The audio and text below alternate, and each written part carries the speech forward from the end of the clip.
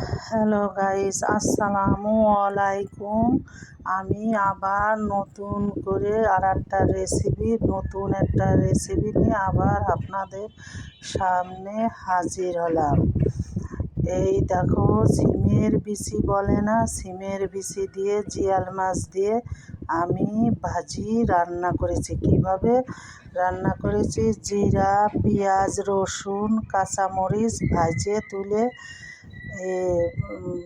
সিমের বিচি কষায়ে ঝোলে পানি দিয়ে তারপরে একটু বলক আসলে মাছগুলো ছেড়ে দিছি। ছেড়ে দেওয়ার পরে নামানোর 5 মিনিট আগে আমি ব্লেন্ডার করে মশলা দিয়ে একটু 5 মিনিট জ্বালাইয়ে নামাইছি। এই দেখো কত সুন্দর রেসিপিটা, দেখলেই মন চাচ্ছে খাইতে।